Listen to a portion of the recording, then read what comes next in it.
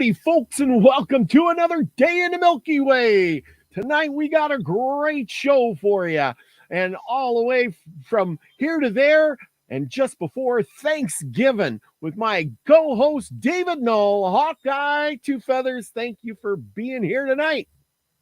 Greetings and blessings to all y'all out there, because we're going to go from there and back again. From here and there and back again, we greet you with the love and the honor of the infinite creator. And we always say thank you for coming and hanging out with us. Absolutely. Absolutely. We are been doing this for a long time, and now we're going to go back in time to the days of the Pilgrims and talk about a little bit about that, and about the Indians that lived around that time and what happened to them and why. And I'm going to need a little bit of discussion on this one. So I need the Hawkeye to come out and the in the scoop thing of it. So anyway, the point is, can I mention something before you get started too much? Yeah. Here recently, and it has been going on, that there are those folks in the Native community, okay, that are like, we need to stop this Thanksgiving thing altogether. We need to just stop it in reverence and anyway, to the red man. And it's like, I thought about this, and it's like, it would be hard just to give up Thanksgiving. Yeah. But maybe there's a way, and in listening to what we discussed tonight, maybe there's a better way we can incorporate Native Americans into this versus it be us against them. So anyway, I just want to throw that in there because, every year we come around this thing and they're like, oh, we should, what they did to the Native Americans, and we should just cancel this as a holiday, and it's just a white man's thing. And I'm like, there are folks all around the world that celebrate Thanksgiving now. It's not just a United States thing. And it would just be hard to just get rid of the holiday. But maybe, just maybe, we could work together to make it a Native American day or celebration or something along with Thanksgiving. So anyway, Robert, thank you for letting me butt in here. But go ahead. You brought up a great point, because that's kind of where I was going to be thinking about this stuff. Oh, really? Yes, we're on the same wavelength. That's why I said it's never a coincidence, is it? I needed the Hawkeye to come out of you. There you go. And that's what I said, didn't I? And maybe I spoke too soon, but you were reading my mind. But you're absolutely right. Why are we celebrating Thanksgiving? For what reason? Why did we carry on this tradition? What is the point? Is because some pilgrims sat around and they were sharing dinner with some Native American Indians? Are you is really is that why we're doing all of this? Is this those savages? Don't forget. Yes, the savages. What is the real story behind these guys anyway? I mean, we sit down and we have this big meal that we gorge ourselves on. Now I'm going to take one from Nina the Mystic, who told, she's from Canada, and she says, well, I says, why do you celebrate Thanksgiving over there?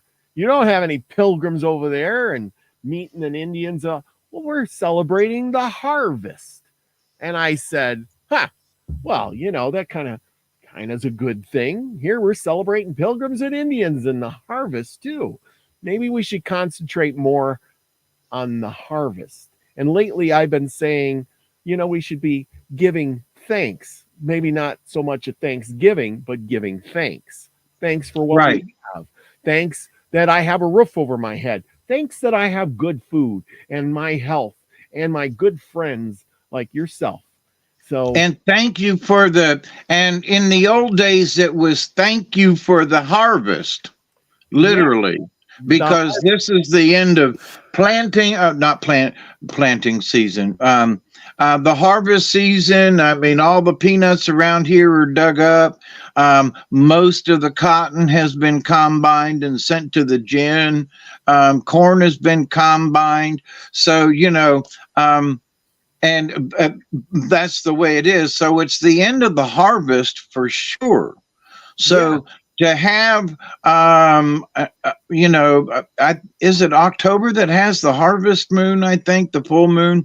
But anyway, but to that point, just be grateful. There are so many people who live in cities, though, who don't have a clue as to what the end of the harvest means. For those of us who live out in the country and there's farms all around us and, and that kind of thing is going on, you kind of know it's the end of harvest. But people in New York City don't have a clue, I don't think. I totally agree with that. And so this is a good time to remember all those things. Right. Now, let's hear some of the backstory about the natives and we're going to go to this, we'll just use this picture for the moment. Right. And we see all these things. We see them, the preacher up there, and we see John Smith and Squanto and his Indian friends. And I don't know who the preacher guy is. Anyway, the point is you got these people, they're celebrating. I see, who was it here? Susie Q says it was because they were getting along and survived the winter because the Indians helped them and they were thanking them, possibly. Gratitude. If you're celebrating in November, you're going into the winter. You're not celebrating surviving the winter. You survived the summer, which was easy. Now you have this harvest. You pray into Jesus. You pray into Jesus that the harvest will get you through the winter. Yes, get you through the winter, and you hope you had enough. Which doesn't mean that you're throwing a big party because you have some food. See, that makes no sense. But anyway, here's the thing. Well, wait a minute. Let me add to that, though. There is such a thing as Fat Tuesday in February. And for the Catholics and all, it's just before Lent, where everybody gives up something, usually. Mm-hmm. And so it could be that Thanksgiving is thank you for the harvest, but let's eat hearty, my friends, because winter's coming on. That's true. That's true. I never thought of it that way, but it might be like a bear who's eating all he can just before it goes into hibernation. So, but anyway, that's an interesting point of view. That's why we always say after Thanksgiving dinner, I gained 10 pounds. But anyhow, okay, let's get down to the nitty gritty of this. Okay, we'll go with this guy here, this Indian guy here. We're just going to say this is, I'm saying this is Squanto, right? Squanto, you know who Squanto is. We talked about him, right? He was captured back in the day and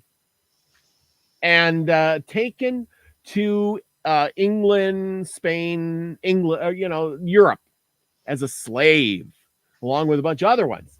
Well, somewhere along the line, he learned to speak the language. He did get sick from the plague because he is an Indian and he didn't have any, but they nursed him back to health. And a Spanish man who was his slave owner felt sorry for him. He then funded his return to the States, or which are colonies at that time.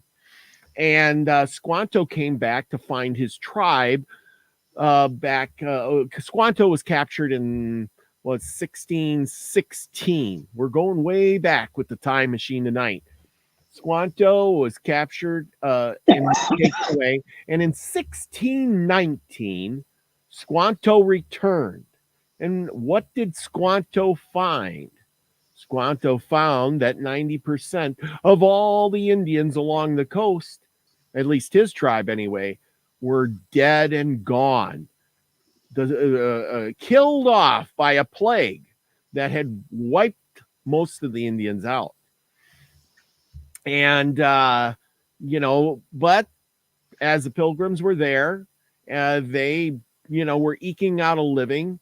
there wasn't many Indians out there. There was the Nagasets and the Massasoit who did survive the plague, and his small tribe. They were kind of friendly to the pilgrims and made quick friends and traded what they could, because at this given point in time, about 1621, when this scene took place, they were trying to be thankful, and the Indians were trying to buddy up with them and piggyback, because they were hurting too. You know, when 90% of your tribe or your people die off, you are in a short supply, because in order to keep a society going, you need multiple peoples. And these people came in and they seemed stronger than what, you know, there was around them. And they were being attacked by the Pequots, which we talked about last week, and Wapanagos, Wapanag. I think it's Wapanago. Anyway. Can I interject something? Yeah. So when 90% of your tribes or your kin or your clan are missing, one of the reasons you might tend to also cling to the white man was like, did the white man help them in any way during that? Well, the white man was the pilgrims were really friendly. There was a right, but that's my point. So 90%, you know, 9 out of 10 people die. So was it the pilgrims that helped that 10th person? Is my point. I'm bringing this up because obviously something happened where they all weren't killed. There was that 1% that had enough resistance within their body. But to my point, though, so that would have a tendency to, like, I lost my friends and family and my entire tribe. Now what do I do? So that would also, those remaining would have a tendency, I would think, to lean towards the white man a little bit. And they did. And that's right. I was given an excuse as to why they would. Yes. Oh no, I totally believe it. What you're saying is exactly true, because like you said, they came in with tools, things the Indians didn't have. The Indians may have had seeds and corn and said, hey, we don't have enough people to plant our corn. Here, you plant the corn. We'll do some trading with you and we'll show you how to live and survive out here. Because, you know, it wasn't like they could go to another town and just, you know, or they had to wait for ships to come in to bring them supplies from England, which, you know, it wasn't like they brought a ship in every day kind of thing. Let's see. Off the Hook here says something about they had Irish slaves. See, that was long afterwards. Off the Hook. I'm talking about when the white man came, the Europeans came to the shores of the United States here. They found these Indians and they just gathered them up and put them on the ship and took them back to England as slaves, because it was like, hey, you know, we can do this. There's nobody stopping us. And then, you know, human trafficking was easy. You know, round them up. They don't speak English. Put them. It was almost expected. Yeah, exactly. They didn't speak, because we conquered the land and we took this over. Therefore, one of the things we can do is take slaves. Exactly. So, well, I want to back up something else, though. You know, after 9 of 10 people have passed away for whatever reason, I think also the pilgrims were like, you know, there's only a few you guys left. How did you plant your corn? How did you do your squash? How did you do your beans? Because there is this pyramid scheme that the Indians have been using for a long time. They planted corn and squash and beans together. Yes. Well instead of separately like the foreigners did. Okay, but stop right there. Remember, the English didn't have corn. Corn was only native to the Americas. Well, that's kind of sort of my point. They didn't know what they were doing. They didn't know what they were doing. Corn, beans, and squash were only native to the Americas. The Europeans had wheat, barley, and They didn't even have tobacco. And most of the pilgrims were planting, of all things, tobacco, because that was the sale item to England and to the European countries, was tobacco. And I think that those new settlers to the land kind of screwed up, because what I read is they planted a lot of tobacco to make a lot of money, and so they could pay for the supplies that came from England. Yes, but then they didn't plant as much corn or wheat, or, we only have so many fields. We talked about this last week about clearing the land. You are a pilgrim. You have maybe an axe, a two-man saw. How many stumps are you going to be able to pull out? How much land can you clear with, under 100 people?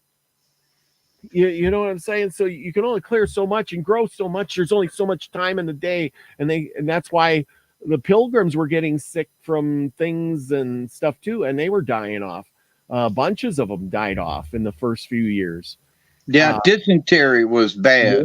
Yes. They didn't know how to take care of themselves. That's why Massasoit and the Nagasets, teamed up with them, because they were a weaker tribe, and the English were strong. They had weapons, and there was a peace between them for up to 60 years. Well, anyway, the point is that I think they were celebrating, if they were doing this, they were probably celebrating the fact that they were becoming a community. I read in that one book a few weeks ago that they were so friendly that, the door was always open for an Indian to come in. And they did a lot of trading, and they helped each other out. And when Massasoit was sick, the English went up there to bring him medicine. They brought him chickens, and they were going to make chicken soup, but he'd never seen a chicken. And he says, "No, don't kill the chicken." And he kept it as a treasure. You know what I'm saying? Yeah. Never seen a chicken. So, I don't know. I think this scene could have happened in some sort of way. It might have not happened exactly like they're picturing here, but I think they might have had some sort of celebration, because it doesn't make sense to have one big giant meal and eat up all your food in one day, especially sharing it with all the Indians. You know what I mean? Because when you make a big dinner for Thanksgiving, you eat a lot of food. I mean, how many of you don't have leftovers after Thanksgiving? Come on now, be honest. I always have leftovers, right? Leftovers are kind of better the second day anyway. So, well, you have to look at what they had available to eat also. I mean, if 9 out of 10 Indians passed away because of disease, then who was tending the crops? Yeah. Well, hang on. So the white people, I would assume, if there's a connection with the tribe and the people, that the tribe, those 10 out of 100 people, there's 10 left. Think about that. Mm-hmm. So those 10 people got together and said, we're going to have to go ask these folks to help us out here. So in doing so, they like, well, okay, well, here's some beans and corn, and you've never had corn before, so we'll show you how to grill it in the shuck right on the coals, and we'll show you how to put pick the squash and mash it up, and we'll show you how to do this, because the pilgrims had never seen that kind of thing, like you said. Mm-hmm. So the pilgrims are sharing their bread, which is something that the Indians didn't have. They had cornmeal, but they didn't have wheat bread. Yeah. So there were things that, hey, and, there are wild turkeys around here still. So I would think that they could have gotten a couple of turkeys and maybe some venison, so that, meat wise, they had that. But from a vegetable standpoint, it would depend on, depending on when those 90 people out of 100 died, how many were left, I would be celebrating too. I would be celebrating that, by golly, we made it through the summer, which was probably horrible. They have made it, through, whatever they have been able to gather as a harvest. Mhm. And they're just thankful that they're still alive. And it meant, they meant that. They were grateful to honestly be alive. Yes. Yes. And like I said, I think there was an alliance with the Indians in that respect. Like I said, they had Squanto there, who was able to translate the English language and to the native language at the time. So now, but also, Lynn, I want to keep this, for some reason. I want me to make sure everybody understands this. That the Indians that were left, 10 out of 100. Remember that. So their numbers had greatly diminished. So they had to make friends. Yeah. They didn't. I don't think they had a choice. Yes. Yes. And and that's the thing. I'm sorry, I keep interrupting. She says a lot of those pilgrims died, right? Yes, a lot of the pilgrims that came over had died, and they were weak because they didn't know how to take care of themselves. Remember, the pilgrims landed in December and had they got off the ship. The ship basically threw them off and said, "You're done. We're done with you," and then they headed back. And yep. Here you are, sitting on the New England shore in December, and you got an axe in your hand, and you're saying, "Oh, I got to go cut down a bunch of trees and make a cabin for us to live in." And we got a few supplies, and that's it. They didn't know how to live. The Indians came in. Now remember, the big plague went through between 1616 and 1619. Now by 1621, when this was all going on, the populations of both had probably stabilized to a point where you help me, I'll help you, and we're both weak. We don't know how to live here, and you guys all you know how to live, but there's not many of you left to live, and we're trying to increase our populations. So when in need, the people joined together, united, because just anything else, united we stand, divided we fall. And I think they both knew that they were both in dire straits. The Indians didn't have enough people to do the farming, and the English or the Pilgrims didn't have enough people to do the farming or survive or hunt. I mean, they had the better equipment. They had the guns, they had the axes, they had the saws, they had some more technology and clothes and things like that. Whereas the Indians knew how to tan leather, they knew how to survive the winter, they knew how to fish, they knew how to do all of those things that these Pilgrim people probably didn't know very much of. Well, and also, if I can interject, that by the time they first landed, and by 1621, you said, yeah, that those Pilgrim folks, colonists, who were there, had by that time learned some of those things. Yeah. So they didn't necessarily have to rely on the Indian by that time. They could share that knowledge between themselves. Yeah. So I'm sure that the Pilgrim women learn how to, deflesh skins and hides. Yes. Because, by the, 1700s, there were guys running around in the wilderness in buckskin, Daniel Boone and, and all of them guys, they wore buckskin because it was practical, but also it was because it was homemade. So, but anyway, I did, so the white man had learned enough by the time 1821 came around to where they could possibly be self-sufficient in that area. It takes a few years to learn trades that native folks have known for centuries. Yeah.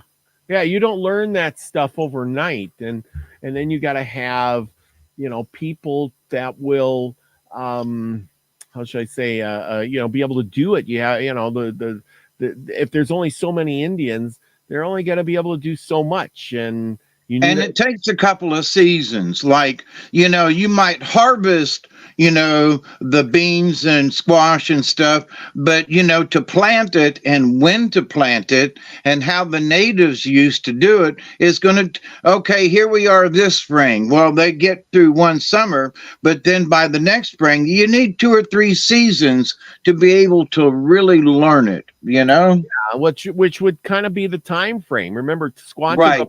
In 1619, and then 1620, 21, 2 years. Right.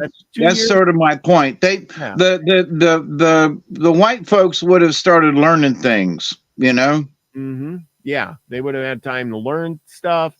And the Indians were probably coming back, finding others from, and we talked about how they possibly had, if your tribe got decimated and you only got 3 people left, well, you're going to move to another tribe to gather together, because 3 people are not going to survive a winter. You're going to need more people.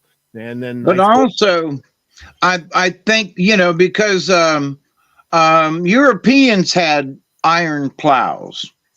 Yeah. Mm-hmm. And I think that by the time 1621 came around, they could have brought a couple of cows, and they would have brought plows, which would have also been able to increase their farming ability, where Native Americans were using sticks and stuff, and hand push kind of plows. Yeah. And so, the white man brought their technology over. I would assume by that many trips, they would have brought a cow or a horse or a donkey. They did bring things with them, and they landed, but they and other ships had come by that time, and it actually brought a few more people. But the point is that you're right. We talked about clearing the things and plowing the stuff up, and you couldn't plow the fields if you just were doing it with a shovel. Right. Way, and they were trying to plant tobacco because that was their big cash crop. But by 1621, though, I think that because of they had a chance to bring more implements over to help them establish. So anyway, that and trading with the Indians, because the Indians want to plant their own corn too. It wasn't like, hey, you guys are planting, we're just going to mooch off you. And but if they said, hey, bring your plow over here and plow up my 3 acres or whatever, hey, that plow of yours works pretty good, This doing it by hand sucks. Well, yes. Lucky says the Mohican, I put this up here, the Mohican tribe was pretty aggressive to the Nagasetts tribe who needed the Pilgrim for friends. Yes, the Pilgrims and the Nagasetts teamed up together, and for protection from these other tribes, the Pequots, the Mohicans, and stuff like that. And they made a good alliance because there was peace among them for 50, 60 years. I think, who was it here? Off the Hook has got it wrong about the Trail of Tears. That was in the 1700s when they. No, it was after Andrew Jackson in 1817. Okay. Yeah, it was the early 1800s. Okay, yeah, it was from Andrew Jackson. They rounded up after the War of 1812, and he became president, and that was the Trail of Tears then. Yeah, that was a long time after the Pilgrims. So not in relative to this thing. Can I bring up something here just because I interrupt all the time? Oh, go ahead. Do you wonder why they wanted to war with them so bad? Was it because they were teaming up with the white man? What prompted the other tribes to want a war with them? Was it just because it was like, I hate them sons of bitches, or, and why did they hate them? And, I could see one tribe teaming up with the whites, strength in numbers, but why did the other side, wonder what prompted them to want a war with them? What did they have? Did they want to take what the pilgrims brought with them? Was it because they had better corn and squash? I mean, what was it that the other tribes wanted? I'm just curious, What did the other tribes want with the Nagaset's land? Or why did they want to kill the pig? Who was killing who, or who wanted to take what? I'm not clear on that. That's my point. I'm wondering why they wanted to war at all. What set them against each other? Well, most of these tribes were fighting over the same old thing anybody fights over: land, hunting grounds, things like that. I mean, that was the only thing that was important to these people: land and hunting grounds. Then the only thing they had to really bargain with. Yes, because what are you going to do? I'm going to go in at the tribe there, and I'm going to take their wigwam that's made out of bark, and maybe I'm going to take their canoe, or they got some really good bow and arrows over there. You know what I mean? No, it was any of the tribes. It was all about hunting grounds, more land for more hunting grounds. Nothing else really. You're on this land, and it's our land. I put my foot here; it's mine now. And then, of course, it just seemed like it's all about because that's how they harvest their food. The deer. There's deer over on that side of the fence, not on this side. And we're hungry. You know what I mean? Yep. I'm being the devil's advocate. Oh, yeah.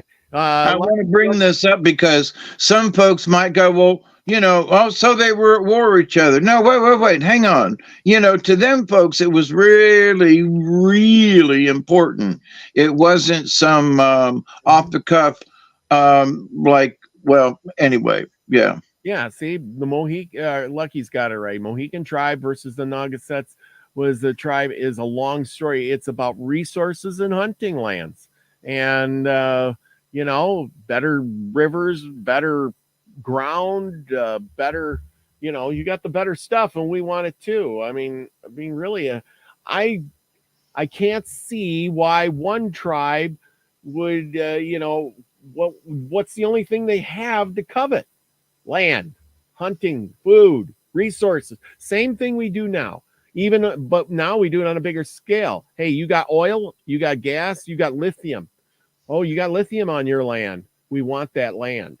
You got lithium there.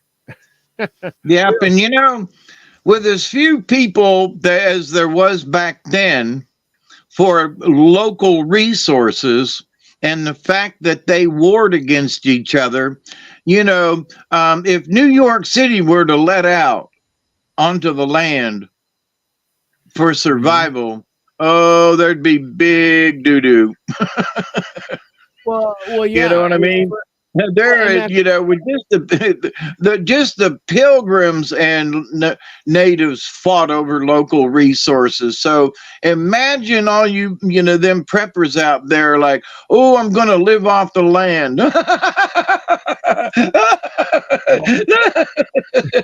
Yeah. Okay. Well, and that you got it right, because most people don't know what's edible and what's not edible.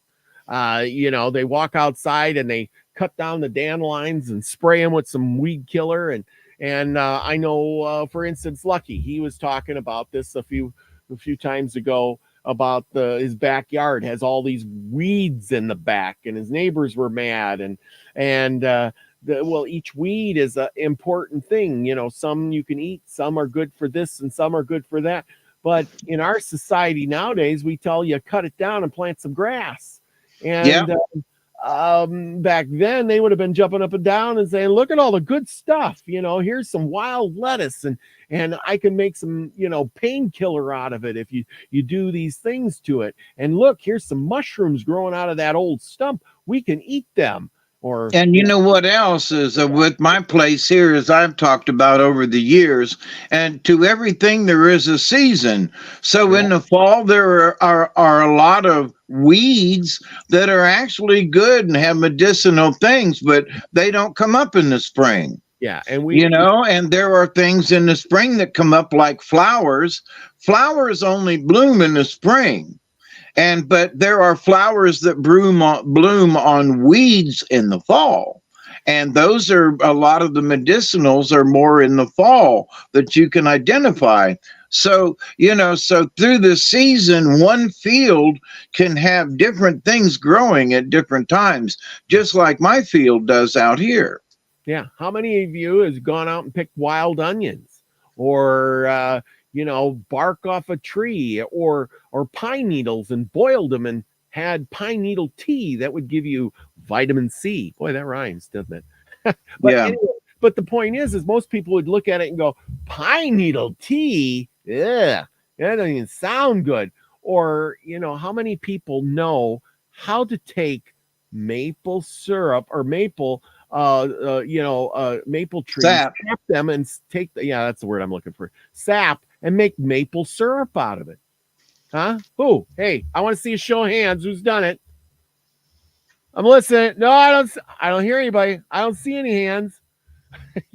See, and that's the thing.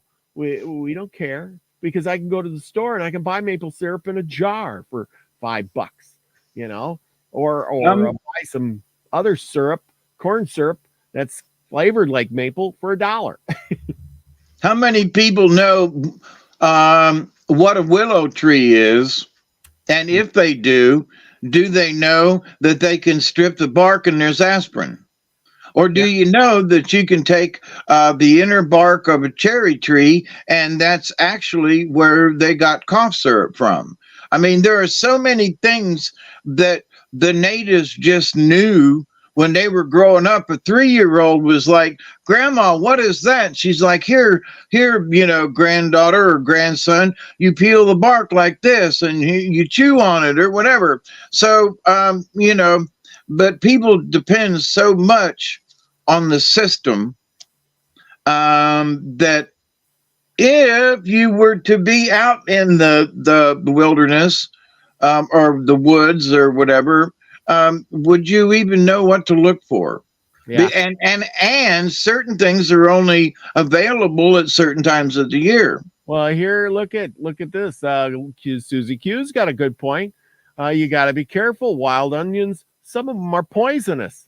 They all look alike. And just saying, so that's the thing. How many here? But I'm going to go with your point. Let's go with New York, right? And say there was something happening and all the people started exiting the city. Well, you know where New York is. If they go north towards like Buffalo, where it's kind of mountainous up in New York, and there's lots of trees, and there's probably a lot of wilderness out there. Then the Adirondacks. Yes. But then guess what they get up there? Come winter, they get what? 10, 15, 20, 30 feet of snow or something crazy like that, where the houses are literally buried. How many people would die? All of them, and then, but the thing is these people would run out of the city. They've never been really, or say they've been out in the country on vacation, and they get out there. What are they going to know how to do? What? Well, I'm going to cut down me a tree and start me a campfire. I'm going to build me a log cabin out here, Now, are you really? Do you know the work involved in that? What are you going to eat while you're doing all of that? Because that takes a lot of work and energy. You need to have 2,000 calories a day to survive. And what? I got me an AR-15. I'm going to go out and, I'm going to go shoot me some squirrels and a deer, and I'll feast on that. Where are you going to put that? In the refrigerator that, you keep it in your log cabin that you haven't built? You see what I mean? All the problems. Where are you going to get the water to drink?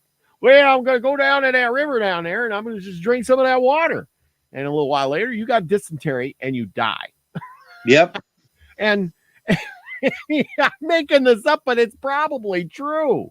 because And it is true. I mean, if something like that happened, even on a small scale, the amount of people who wouldn't know any better, ooh, it's a mountain stream, and they drink out of it, right? And they yeah, might be up in the mountains, but they don't know that a bear has shit in the woods somewhere, and because of their feces that literally trickles downstream, and they pick up that parasite, and like you said, within a few days, they're, you know, um, crapping their guts out and they die of dysentery. And if they don't get to a doctor or whatever, it is curable, but you're going to suffer in the meantime, you know.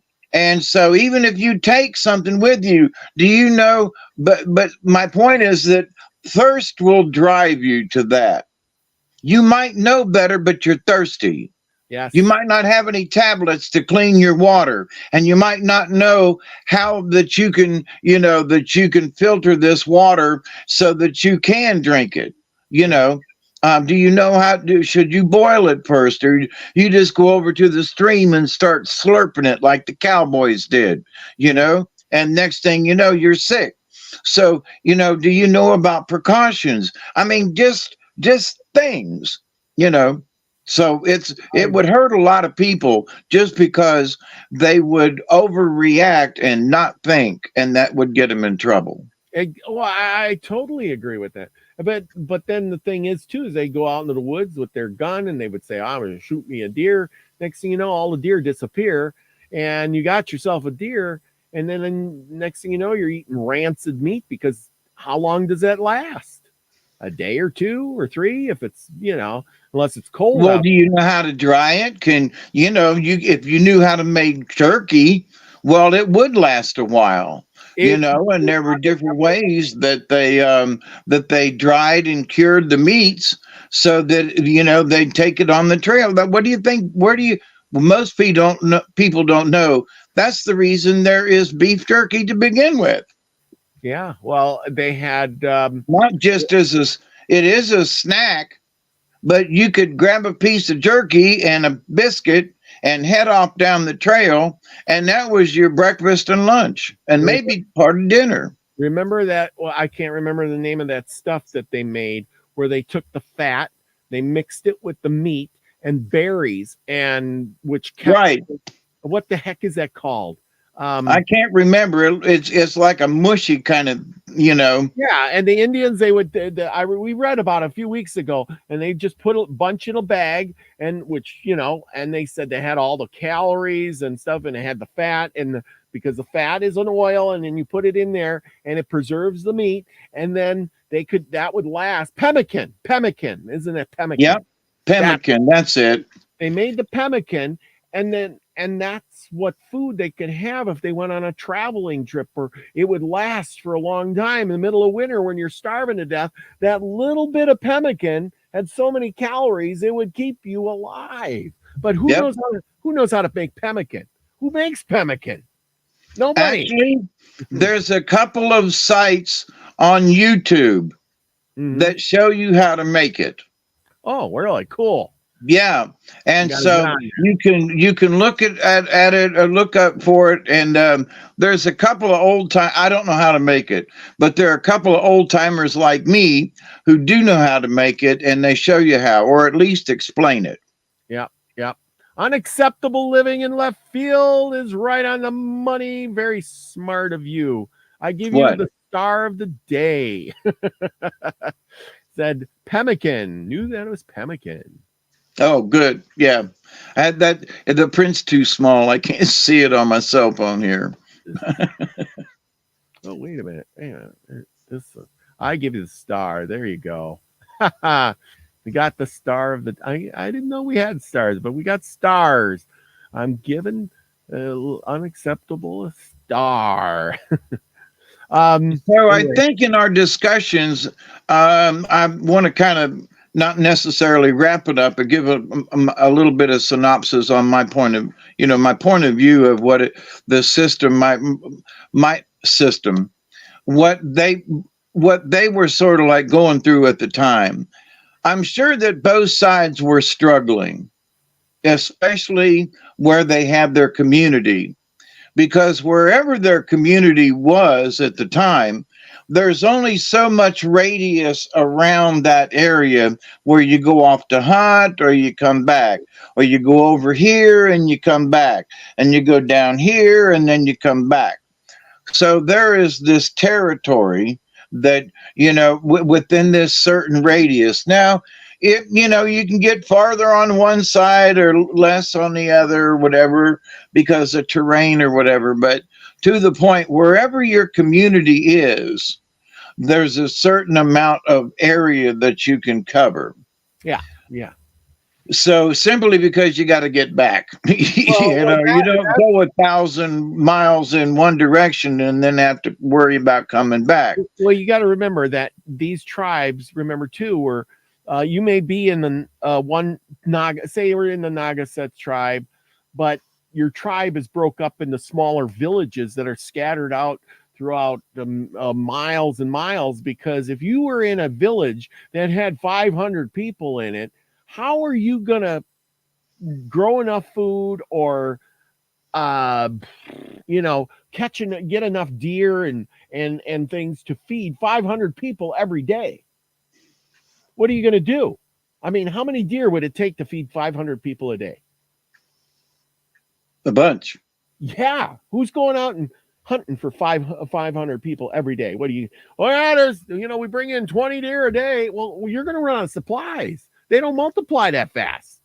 You got to get bigger animals. Like you got to have buffalo, or you got to, go fishing and catch hundreds of fish. That's what happened in Europe. They were fishing all their supplies out of the lakes and the rivers to the point where there wasn't enough fish for everybody. And then they hunted all the animals. So they had to turn to farming, because if you don't farm and raise the cows and the pigs and the sheep and the chickens, you're going to run out of food. You can't support a lot. That's what we're talking about now with the New York, okay. So the new people in New York, well, they're not farmers. They're going to be hunter gatherers. There's not enough food supplies for hunter gatherers.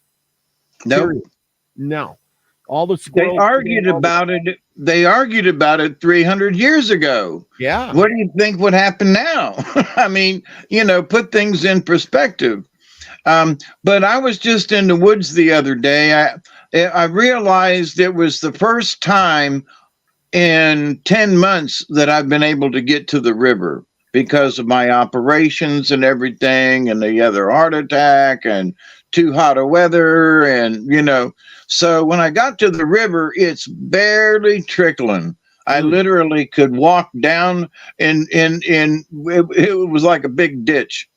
And there's still a couple of decent sized holes though with water in them, and deer track all over the place, because the water shortage is such at the moment that the only place they can get water without finding a pond somewhere is to get into the bottom of the riverbed there to drink from. So, but anyway, as far as wildlife is concerned, there should have been all kinds of different tracks down in the mud and the sand on the bottom of the riverbed there, because of critters looking for clams or, stuff. And I only saw like one set of coon tracks and some different sizes of deer track. But so where are the rest of the critters? So if I was hunting for my family, there wouldn't be anything there really. What? There's one coon, we shoot it, eat it, then what? Yeah. Then you're done. That's it. Yeah. Well, it fed us now, I hunted and I found this coon. Now what? Well, ain't nothing else. Yeah, we're gonna. You're looking pretty good there. You look like you got a little fat on you. Before you get too skinny, we're, you know what I mean. Yeah. But anyway, here. So and knowing how it is, just living down here and I mean, there's a lot of property around me that nobody lives on. So a lot of wilderness that very few people have ever walked on around me. But but so my point is, so how, if I don't have enough wildlife in my local area for me, Yeah. what's it going to be like for a bunch of people? Well, think about the nearest city to you. And when that city empties out a little bit and they come out, where are they going to come? They're going to come out by you and say, oh, we're going to go hunting. And look at, there's a big swamp there. We can go out there. There ought to be animals out there. Well, you're going to be like, hey, yeah, what are you doing? You're going to shoot the only deer out here that I'm going to be eating. You're shooting on my property? Yeah, exactly. What? Well, exactly. They're not going to care. So, and we had that issue actually about a week or so ago when a friend of my channels, my next door neighbor, Miss Sheila, called me up and she's like, did you hear that shooting the other day? And I was like, yeah. She was like, well, I was in my deer stand and there were people on the other side of the river shooting across the river at her. Oh, wow. She goes, what are these fools doing? And they were sounding like they were shooting with a gun or something that had, multiple shots in a row kind of thing. Not necessarily a machine gun, but, Yeah. So she's like, I'm sitting in my deer stand legally and far enough away from the riverbank, but they're shooting at her from the other side. Like, wait a minute. So, you got to watch out for your own damn neighbors, trying to shoot your ass by accident, Yeah, well, I totally agree. It's a mess. Hey, Chloe's at work. I want to be a big shout out to Chloe. She says, Hawkeye, tell Miss Sheila and Ricky happy Thanksgiving for us. Oh, I will. Absolutely. There you go. Well, anyway, I pulled this up. I don't know if you can see it on the thing, but it says, what did the pilgrims eat for Thanksgiving? The answer is both surprising and expected. Probably turkey, venison, seafood of some sort, because they did live next to the ocean, and all of the vegetables they had planted and harvested that year. Onions, carrots, beans, spinach, lettuce, and other greens. The other people say it's according to only 2 remaining historical records of the first Thanksgiving menu, that meal consisted of freshly killed deer, assorted waterfowl or wildfowl, cod, bass, and flint. I don't know what flint is. And a native variety of corn harvested by the Native Americans, which was eaten as cornbread and porridge. So there you go. Learn something tonight. And what did the pilgrims drink? An expert in food and culinary history of the pilgrims and of Plymouth say the answer is terribly exciting. It was water. She claims the pilgrims drank water.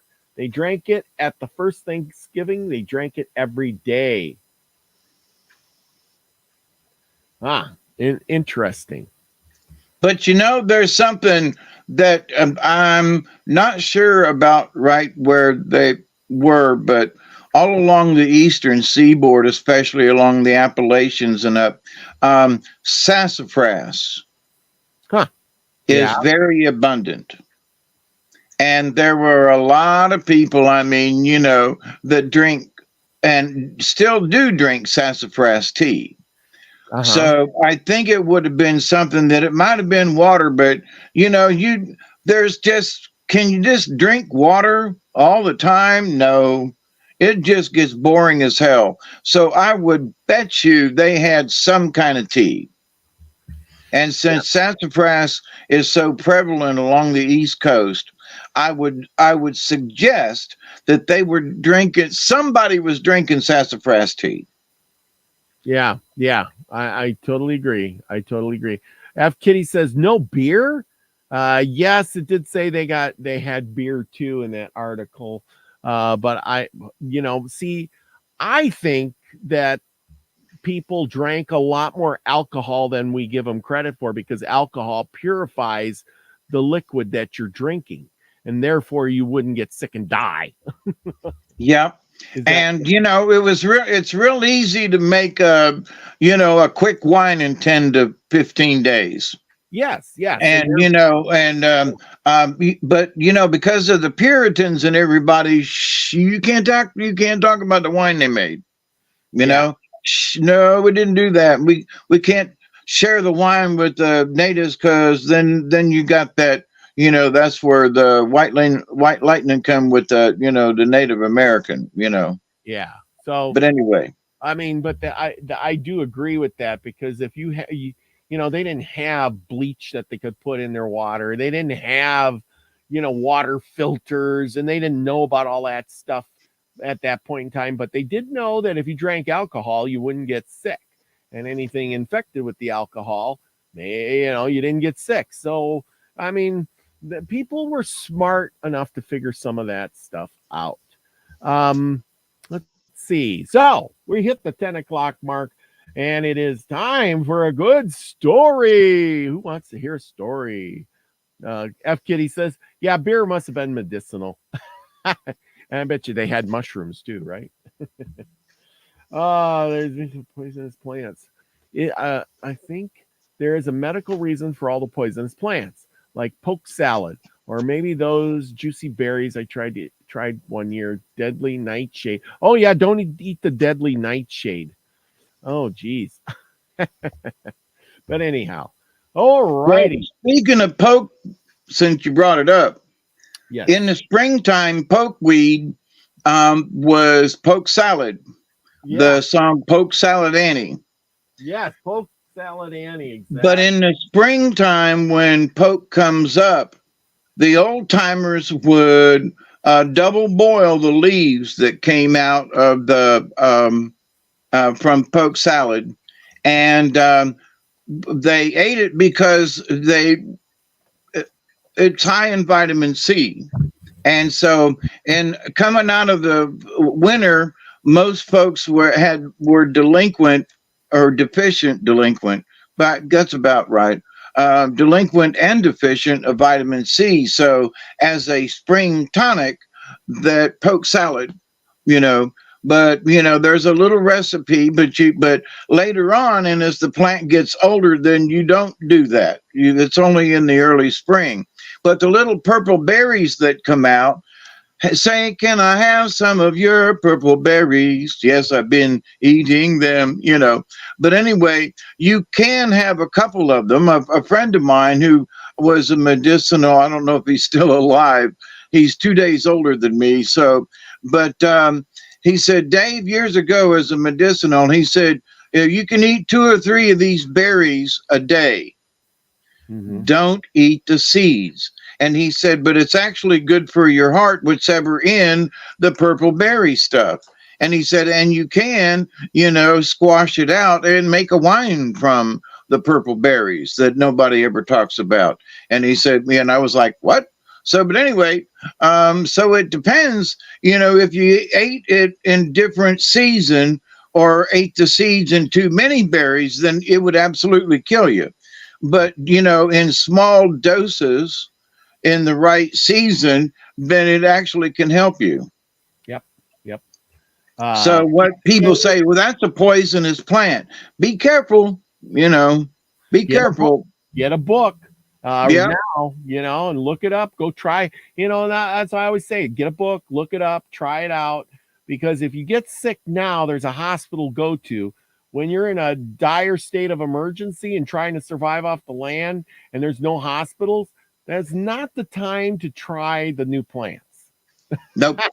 Anyway, for Lady Spitfire, thank you for coming tonight. And I did get the book right here. I got the book, The History of the Indians by James Adar. I do have that, and I am going to be doing the story of the American Indians. I do have his book. I got it right here. Very good. I read one page. Sorry, I haven't read more, but I've been moving, and life has been crazy busy for me between work and moving. So how is the moving going? It's going really good. By time Thanksgiving is over, I should be in my new house by Saturday. I'm hoping. Good. So I Ladies, wish you well. yeah, well, my Saturday's broadcast will probably be from the new home. But anyway, we'll see. And I'm going to have an office, and I'm going to have, oh, it's going to be so nice. It's going to be cool beans. Let's see. Let's see. What was it? It's so yeah, Nightshade didn't hurt me. They said about tomatoes. Oh yeah, they said the same thing about tomatoes. And yes, people were crazy about things. Pokeweed. We have way too many pokeweed around here. Gotta get out of dispose. Yeah. Pokeberries. Lucky Stone says eating pokeberries. Never ever heard of that. And he's going to ask his buddy James, who is Naga Native American. Anyway, he has much better information. You basically put them in your mouth on your tongue and squash them on the roof of your mouth and kind of roll it around and then spit it out. So you don't really eat them per se. You just kind of, because you don't, he said you don't do the seeds. But anyway. All that, we say we give no medical advice on this channel. Do your own research, please, folks. That's right. We do your own research. This is all experimental. Yeah. It's wild plants and stuff. Remember. And I was just suggesting that something that is dangerous can also be and like I said. But yes, we're giving no medical, no. We're not doctors. All I'm saying is if you want to try to eat something from the wild, get a book. Research it. Look at the book. Then if you do it and you do get sick, well, there's doctors and stuff that can probably save your life nowadays. Like I said, if you do that when the world goes to shit and there's no doctor, I'd be like, well, because it's like this. You go out in the wilderness and you go by yourself and you break your leg, you're probably going to die. Bring a buddy. Because when you break your leg, he can go get help. Listen, there are licensed herbalists. Yes. I mean, the University of Georgia, in Georgia, in Athens, because my buddy went to school for medicinal plants. So you can actually get at least a minor degree in medicinal plants and probably a major or a master's by now. But but those folks who have become medicinal herbalists, that a lot of them will provide classes. Yeah. So find someone in your area and go take the class and go out with them, and so that you can identify the plants and you can learn what they will teach you. Most herbalists that I know will gladly show you and teach you at least a little bit of what they know. Yeah. It's just because of the kind of people they are. People, and that's the thing. A lot of people are hands-on. And if you're one of those hands-on people like myself, I'll learn anything. But if you go ahead and show me one time, that's all you need to show me. And something else too, and that's very true. But I've got a mushroom book over there that's got every flipping mushroom you can think of in that book. It's like Peterson's Guide to Mushrooms, really good. But the thing is that you look at that picture and then try to identify a mushroom in the wild. And some of them are obvious, but some of them aren't. And those little bit of differences will kill your butt. And so to go out with an herbalist, somebody that has done this, somebody that's been to school for it, pay them money to show you. Don't be stingy, and go out and let them show you in the wild where it lives and what it looks like. Because a picture in the book, which I got all the books over there in medicinal plants, but I've taken them out and shook my head and go, I'm not sure. Yeah. I'm not sure. They have apps on your phone now where you can I don't have one yet, but you can somebody, I think it was, Take a picture of it. Yeah. yeah, you take the app and you take a picture of it, and then you do the thing, and it tells you what plant it is. It's amazing. I've been told. I think Lucky was the one that told me about it. I've seen it used, but my point is that if you don't have GPS or somehow the system's down, or still it might tell you what it is, but what if you can't get the rest of the information? What if it takes 2 or 3 days to make a poultice? What if you need to do it with some alcohol? What if what if there's some other, so, oh boy, you identified it. Yeah. Then what? Yeah, I know. I know. Then what? I know. You know what? Then you call your good friend up and you say, Hawkeye, what am I doing? Anyway, no, here's my 10 cents about that to other people. Practice it. If you're worried about what's going to happen, then you can start practicing these things in your free time. And, that's being proactive. Say, well, I don't know what'll happen if blah, blah, blah, blah, blah. Well, then do something about it. Yeah. Find somebody. If you know that you're going out on free days off or whatever, and you're going out and learning about plants and things or whatever, then that's being proactive. So instead of sitting around, what am I going to do? Be proactive, learn it yourself. Yeah. Find out. And then plus you'll be getting back to nature, which is a good thing. Yeah. So, but that's a good way to strengthen your own being. Yes. That's how you become you go back to being a native again. Yeah. Because you're looking for those natural things to heal you, and going out and looking at plants, and even if you are just taking pictures of it, you're going to be close to nature again, and nature is going to share that energy with you. So, and all of that's healing. So good luck, everybody. Yeah. And that's the thing, is you got to find the right people and learn now, because there's this guy on Instagram that I don't know if he has a YouTube channel or not. It's called Walking with Wildflowers. I don't know if you guys have ever heard of this guy, but he lives off the land. He rides a horse and pulls a mule. And I am going to copy this, and I suggest that you all go over there.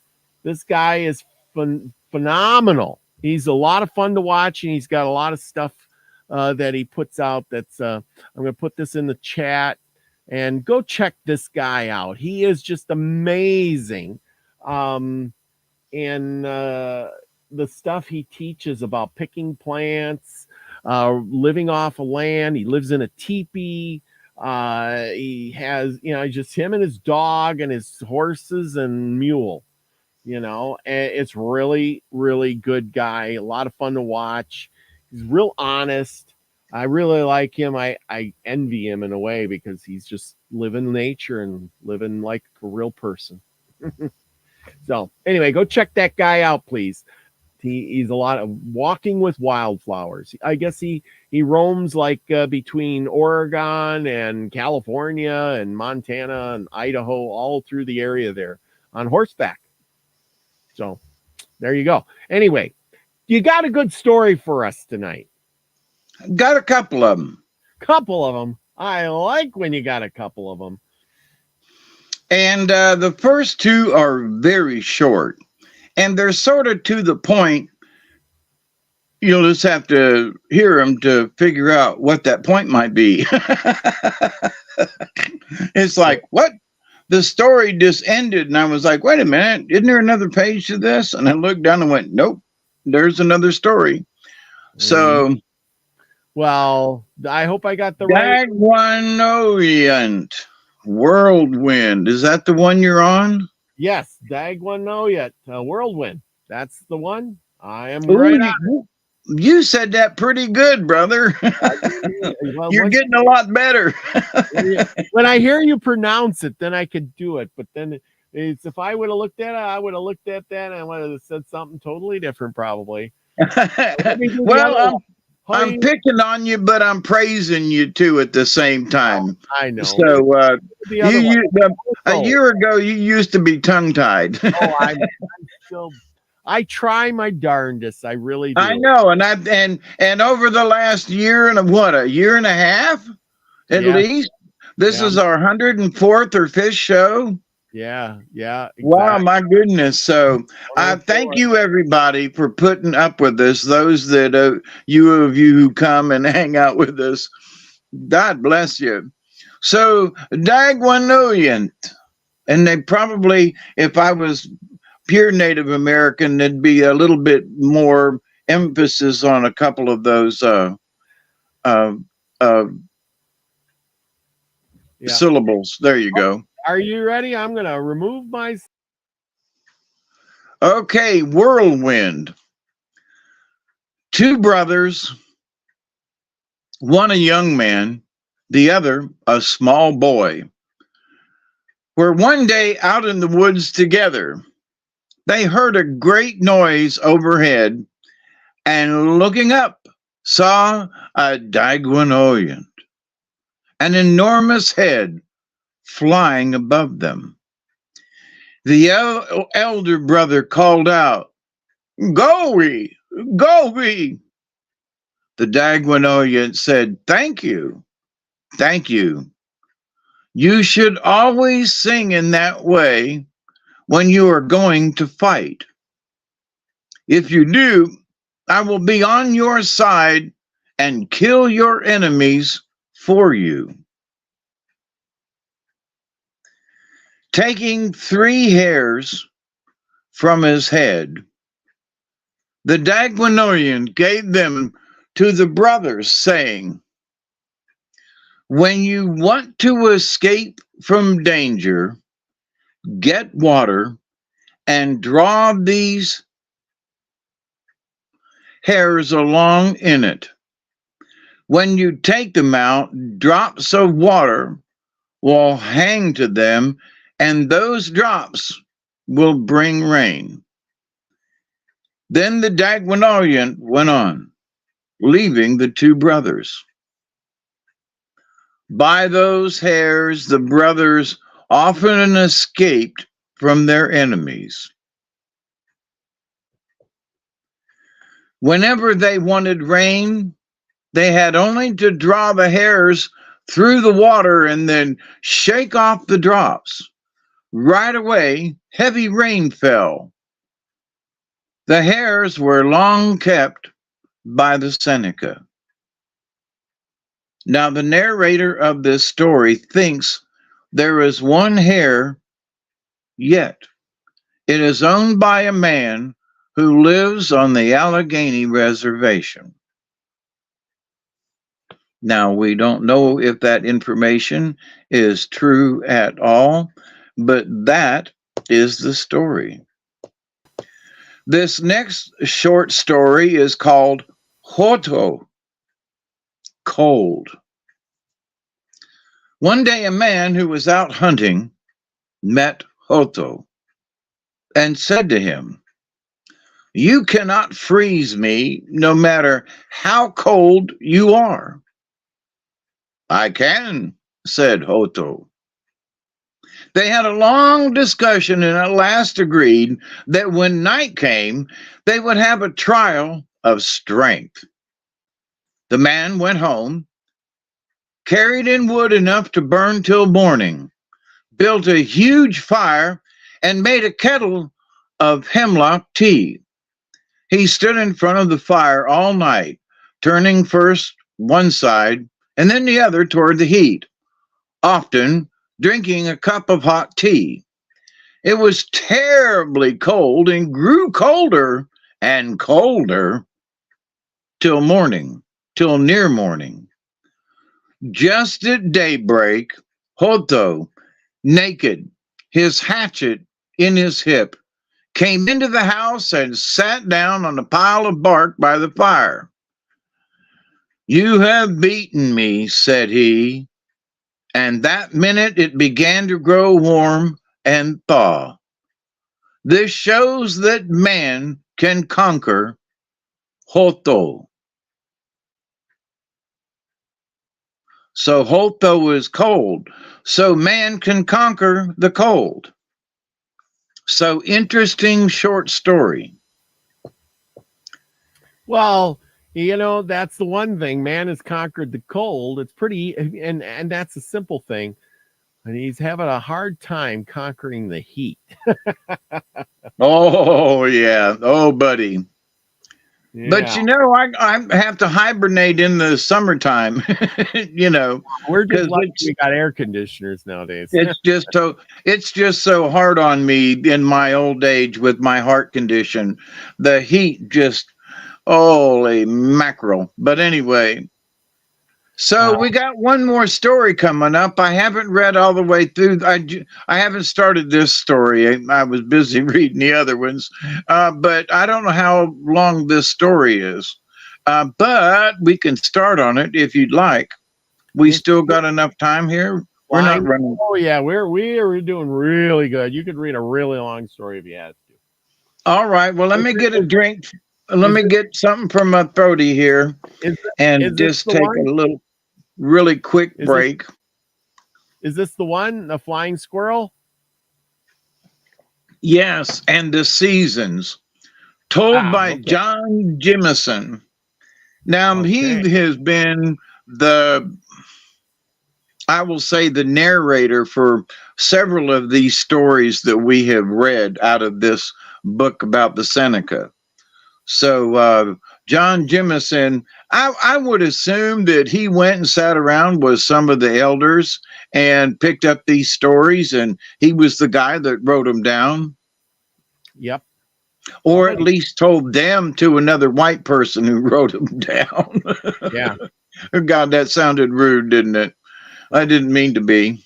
Well, they didn't have tape recorders back in the day, so No, and so, and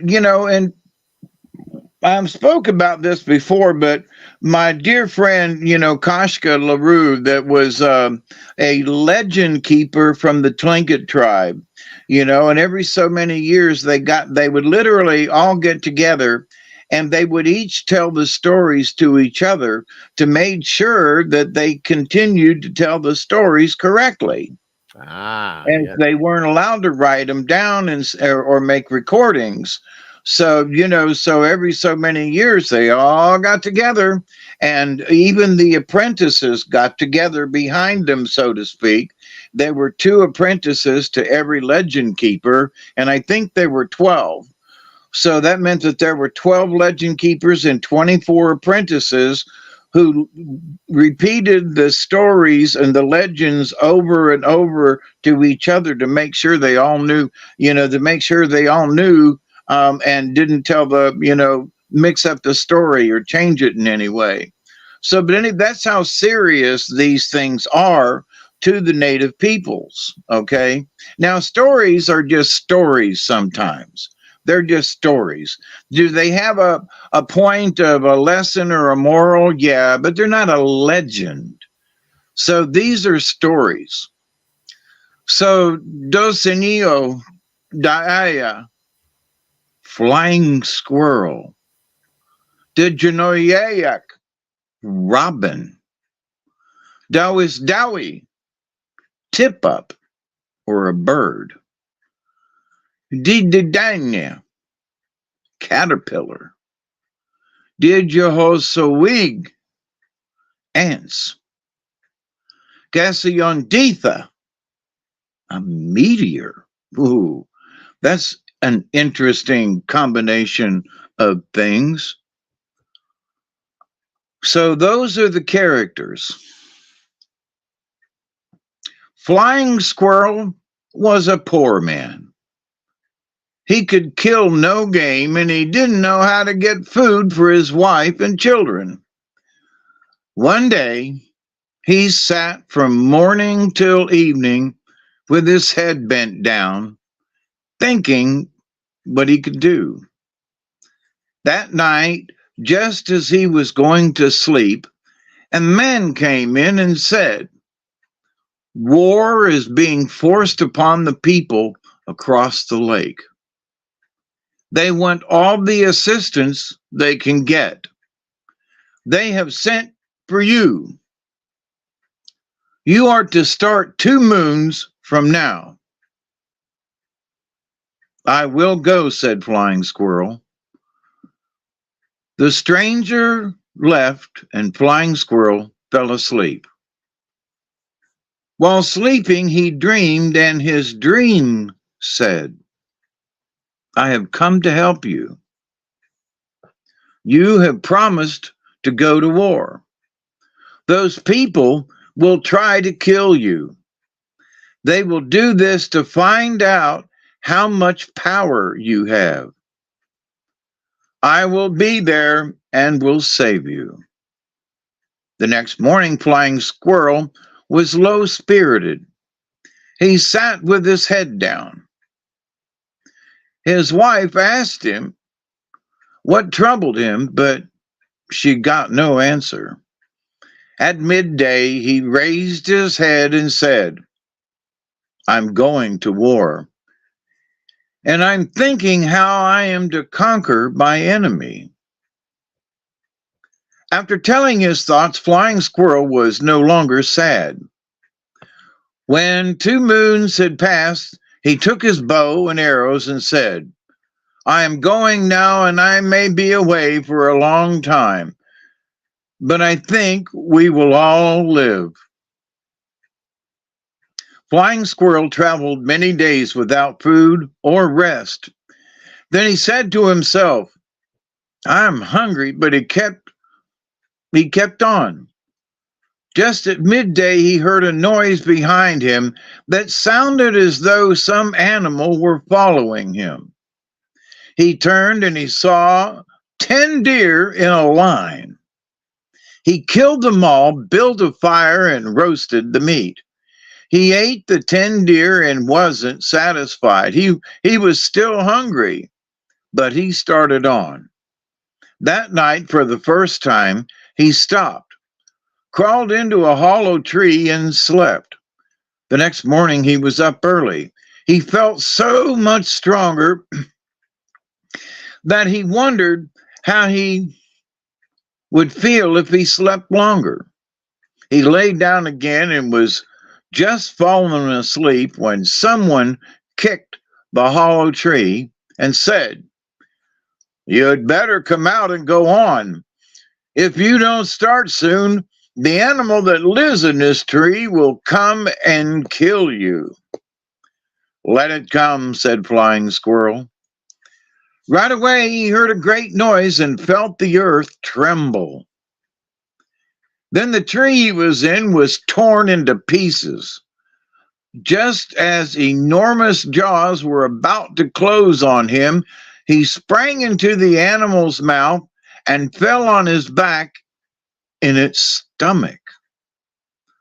Soon he knew that the creature was running, and he thought, This is pleasant. I'm going to be rocked, and it is nice and warm in here. The creature traveled for a long time and then lay down. Flying Squirrel went to sleep, and when he woke up, he thought it must be morning. By then, he felt a movement, and he said to himself, The person who is taking care of me is waking up. Then he knew that he was being carried along swiftly. Now I'm traveling fast, thought he, as he rocked from side to side. When the creature was running at great speed, what seemed like a terrible gust of wind swept through him, and Flying Squirrel was blown out. He got up and, looking around, saw a great black object going on ahead. Flying Squirrel thought, Oh, what a dreadful animal has been taking care of me. The sun was up in the middle of the sky, and he couldn't tell which way to go. After a while, he started, as he thought, toward the west, but he went directly north. Flying Squirrel traveled many days and nights without food or rest, and then he thought, I am hungry. That minute he heard a noise, and turning around, saw 10 bears in a line. He killed the bears, then built a fire and roasted the meat. After he had eaten the last morsel, he said, "I've had a meal that will last me a long time." And he went on. He traveled many moons, resting nights, and then he was stopped by a precipice so deep that he couldn't see the bottom. As he stood wondering how could he go on, he saw a man coming from the east. The man's hair was long and bright. Then he saw a man coming from the west. His hair was fiery red. As he looked, another man came from the south. He had long, light hair. Then he saw one coming from the direction he himself was going in. That man had a very long nose. The man from the east spoke to Flying Squirrel, asking, "Which one of the four will you choose?"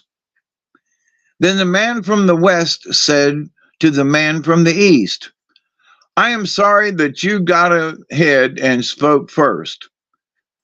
Then he asked Flying Squirrel, "Which one of the four will you choose?" Each of the four asked the same question. Then the first speaker said, "We have all asked. We don't know which one he will choose, but we will put ourselves to trial, and the strongest will be the one to have the care of him." The bright-haired man said to Flying Squirrel, "You who have come here are the cause of our fighting, but I warn you to be careful. Should the man from the north conquer, he would devour you. Should the man from the south conquer, he would enslave you. The man from the west is my friend, but he is not as powerful as I am. There isn't much chance of his winning." "Let me talk," said the man from the west. "We are proud. Each one thinks that he is the strongest. I have conquered everything I have met. I have been all over the world. I think that I am the most powerful of the four. My friend, whose hair is bright, is not very powerful. All he can do is give you light. I can do anything. I can aid you in battle. Look at my hair. It is red, covered with the blood of fighting. I shall be sorry if you fail to choose me. I don't know the other two, but I think they are man-eaters." "Let me talk," said the man from the south, the flaxen-haired man. "I have great strength in jumping, and I am a swift runner. When in war people run away, I can overtake them. The man who comes from the north is a friend of mine, but he is not as powerful as I am. You should choose me." "Let me talk," said the northern man. "I am a man of great power. No matter how steep a place is, I can climb it. I can overpower every creature that lives in the water and all the animals that roam around in this world. Only 5 things do I fear: the ancient of bears, blue lizard, whirlwind, the ice king, and thunder. I shall be sorry if you don't choose me." Flying Squirrel didn't speak. "Stand aside," said the bright-haired man. "The trial of strength must begin." "Let us begin fairly," said the red-haired man. "Let this man make his choice before we begin." "Let us have the trial first," said the flaxen-haired man. "Let us have the trial first, and the one who is the strongest will have the care of the man, said the long-nosed one. Now begin, said the flaxen-haired man, and he sprang toward the red-haired man. The other two advanced, but the red-haired man drew aside and said, "Wait, let us have peace." But after a little he said, "Very well, we will decide it by fighting. You all know how strong I am." The three consented. The four clinched and went down, the red-haired man at the bottom. As they struggled, he still insisted that they should have peace. But when they heard him, he got angry and fought in earnest. And then three were powerless. He pounded them, killed them all, and then said to Flying Squirrel, "I told you what my strength was. Now will you have my care?" "I am on a journey," said Flying Squirrel. "I want you to help me all you can. I want you to give me power to change myself to any form I wish for." "I am the most powerful person in the world," said the red-haired man. "I am he whom you call Gassion Death, Meteor. I am the oldest person in the world." "The three fear me, for I have often overpowered them. I will give you power, and it will be the same as if I went with you. When you use this power, you must say, 'Grandfather, you and I have never failed in anything, and we have undertaken. I will give you a piece of flesh for my head and neck, and down my back long enough for a belt.'" Flying Squirrel took his flint knife and cut out the piece of flesh. When he was through, the red-headed man appeared to be dead. But as Flying Squirrel looked at the wound, he saw the edges come together and heal. That minute the man said, "You see what power I have? I cannot die. As for the men you saw me kill, only sent them home. They're not dead. Now go in the direction I came from and do all you can to help yourself. The bright-haired man will soon be here, and I would not be well for us to be together. When he comes, I am going." The red-haired man leaped into the air and, giving a whoop, called out, "I am the strongest person in the world. No one can conquer me." As he traveled, there were sparks in the air. Flying Squirrel felt limber and strong, and he ran on swiftly till night came. Then he lay down under a tree. He was almost asleep when he heard footsteps on the dry leaves. Then a voice said, "Flying Squirrel, I am in search of you. I am sent by the red-haired man. During the night, men will come and try to get the belt you are wearing, but nothing will happen, for I will be here. Help me gather wood. We must have a fire." The two gathered wood and made a big fire. As it blazed up, he heard one voice, and then another, and another, till there were voices everywhere. And those voices said, "Throw away what you have around your waist. It isn't good for you. It will poison you." Their cries increased, and their number increased. Flying Squirrel said in his own mind, "If the fire wasn't here, that great crowd of people would pounce upon me and kill me. He didn't see these men, for they were in the dark. They didn't come even to the edge of the light thrown out by the fire. They cried louder and louder till just before dawn.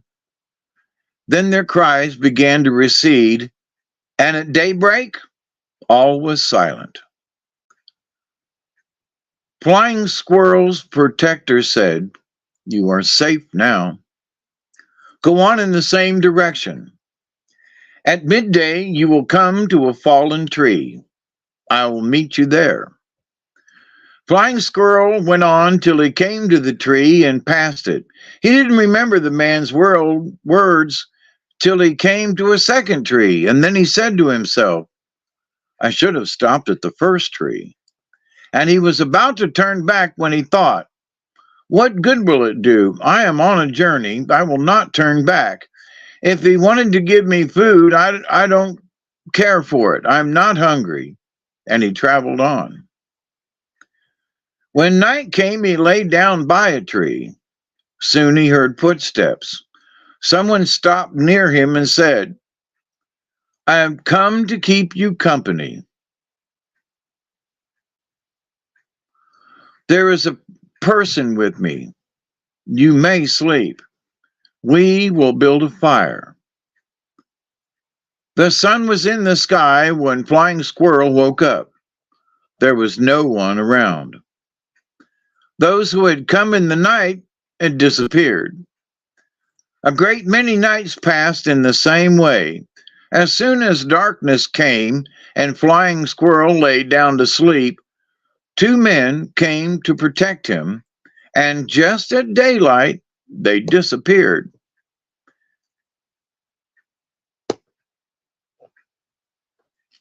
At last he came to a precipice and could go no farther. Then he remembered that his friend had given him the power to change into any form that he wished.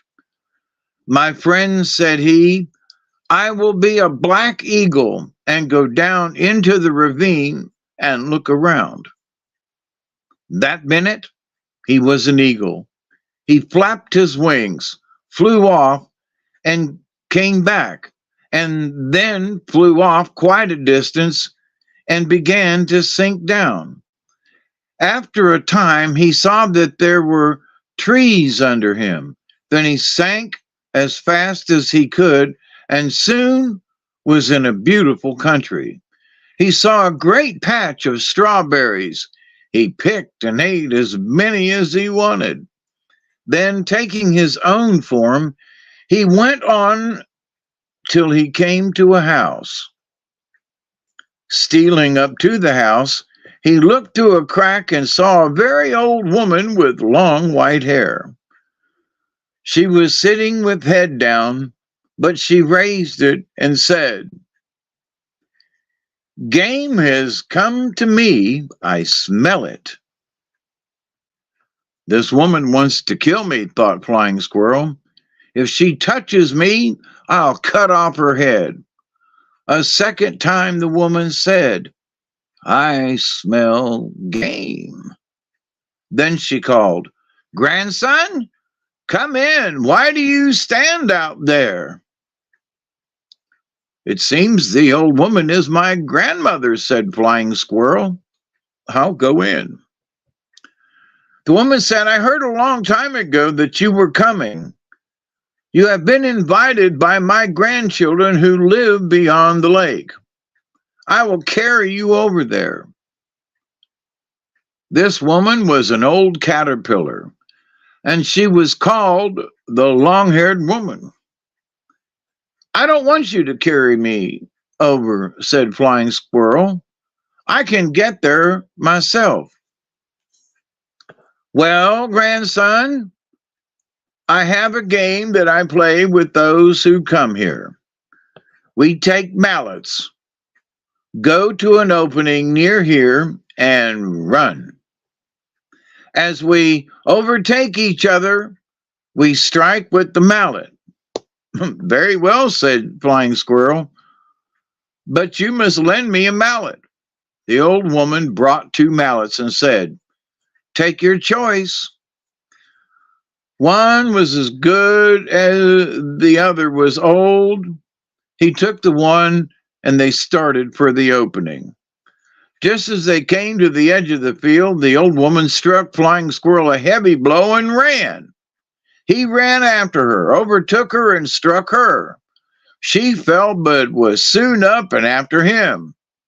When she struck at Flying Squirrel a second time, he dodged, and the mallet came down on her knee. They kept the game up till sunset. Then the old woman said, "Let us rest for a while." Flying Squirrel sat down, but Caterpillar struck him and ran.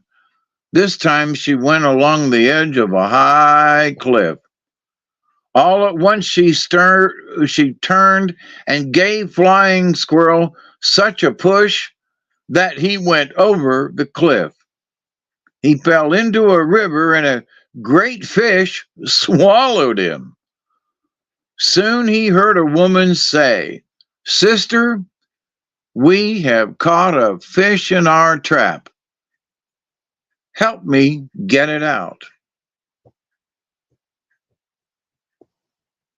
These sisters were of the tip-up waterbird family.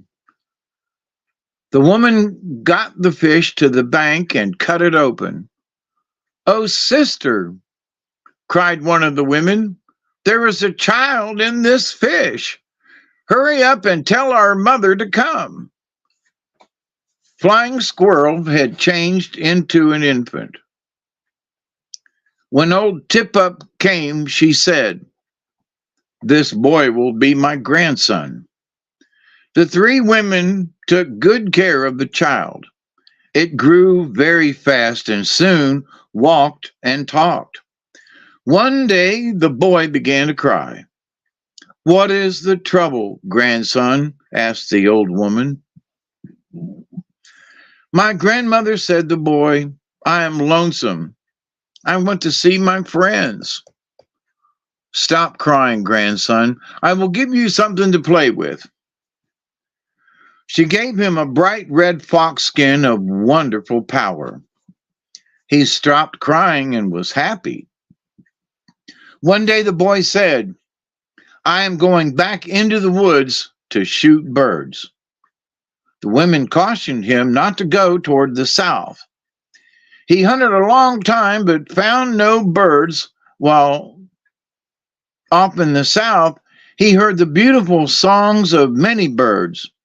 As he turned and went toward the south, as he advanced, the singing receded. He followed it on and on till he came to an opening and saw a house. He crept up to the house, looked in through a crack, and saw the long-haired woman who had pushed him over the cliff. She raised her head and said, "Well, grandson, come in. Why do you stand outside?" When the boy went in, the old grandmother said, "I've been expecting you. I have a game that I play with those who come here." "Very well," said the boy, for he knew what the game was. Now he thought, "I will serve her as she served me." They went to the opening. After they had struck each other a number of times, the woman ran along the edge of a high cliff, intending to turn and push the boy over. But he overtook her quickly and gave her a terrible push and sent her over the cliff. "There," said he, "I have thrown her as she threw me. Now I will burn her house." When the house was in ashes, the boy went home. On the way, he killed a turkey. While the sisters were cooking the turkey, they noticed that the boy looked frightened. "What is the trouble, grandson?" asked the old woman. "I am afraid you will scold me. I have killed the long-haired woman. We are glad, said the sisters. She has done great harm. Now you can go in any direction you like. That woman lived in the South, and we were afraid she might kill you. One day, the boy said, I'm traveling. I'm on my way to war. I cannot stay here any longer. The women urged and coaxed, but the boy wouldn't listen to them. He started off. After a while, he came to a lake. As he stood looking at the water and wondering how he could get to the other side, he remembered that once he had the power of flying, and he said in his mind, I will see if I have that power now.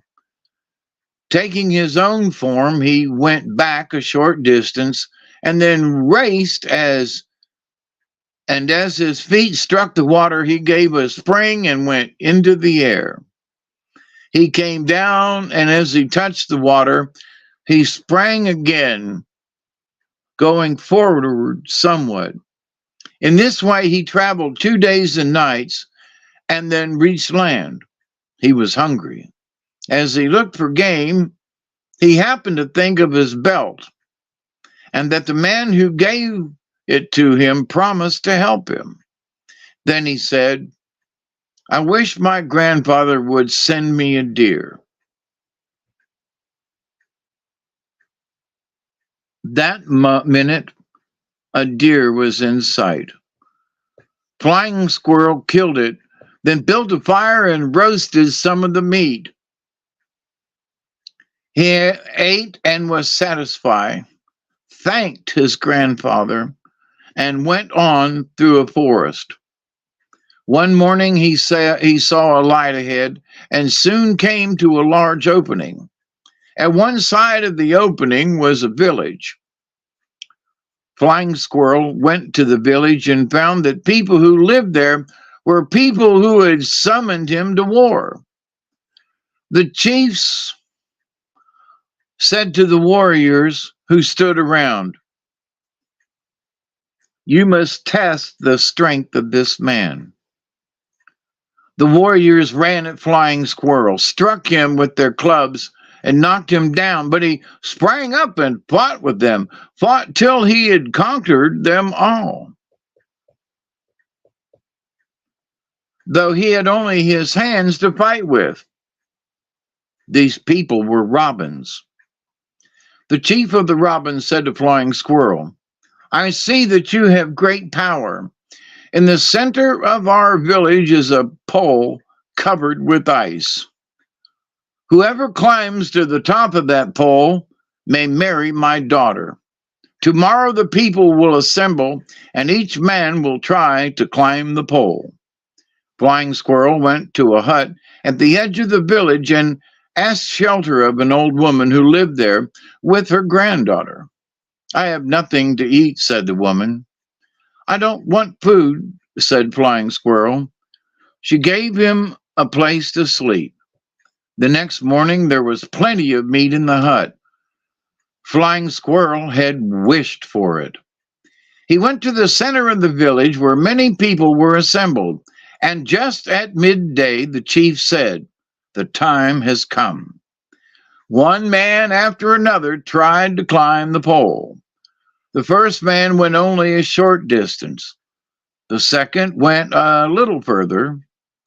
The third went still a little further, and so on till all had tried and had fallen back. Then Flying Squirrel walked up to the pole, spat on his hands, and began to climb. He went up so easily, got to the top, and called out, Shall I go further? No, come down, said the chief. The chief thanked the young man and said, My daughter is your wife. The people were angry. They caught Flying Squirrel, took him to a hole between high rocks, and fastened him in. He made a motion with his hand. The rocks fell away. Why should I stay here? Thought he. I will claim my wife. Another man had claimed the chief's daughter. Flying Squirrel caught that man by the hair and cut off his head. The dead man's friends seized Flying Squirrel, tied him, and took him back to the hole in the rocks. When they found the rocks were destroyed, they took him to a second hole and fastened him in securely. He moved his hands, and the rocks fell apart. Flying Squirrel went to the chief's house and said, "The next time your people seize me, I will destroy everybody in this village." Now the people decided to kill Flying Squirrel by burning him. They piled up a great many logs and dead limbs, leaving a hole in the center of the pile. They caught Flying Squirrel, tied him up in a bundle, dropped him into the hole, and set fire to the pile. "These people mean to burn me up," thought Flying Squirrel. "I'll wait till the fire gets to burning, blazing up high." After a while, he moved slightly. The cords that bound him loosened and fell off. He moved again. Fire and cinders flew in every direction. Flying Squirrel went to the chief's house and said to his wife, "I warned your father of what I would do if the people seized me again. Now I will destroy you all." The woman screamed and begged. When the chief came to see what the trouble was, she said, "My husband is going to destroy you and all of our people." The chief begged him not to do this, called him friend, and said that he did not know what the people were doing, that on the morrow war would begin. At last, Flying Squirrel forgot his anger. The warriors were to start at midday. Flying Squirrel did not wait for them. Early in the morning, he set out alone. On the way, he came to a large, flat stone. He sat down on the stone and then ground it to dust with his basswood club. Taking a handful of dust, he threw it west in the direction of the enemy's country. The dust became a cloud and then a whirlwind, and Flying Squirrel went with it. He was in the center of the whirlwind.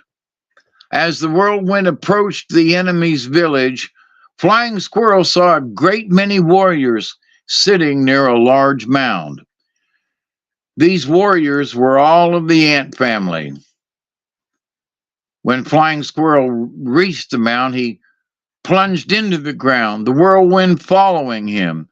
He ran north and south, went from one end of the mound to the other. The whirlwind killed every man that it passed, threw the dirt into the air, and leveled the mound. And then Flying Squirrel saw another mound lower than the first, but longer.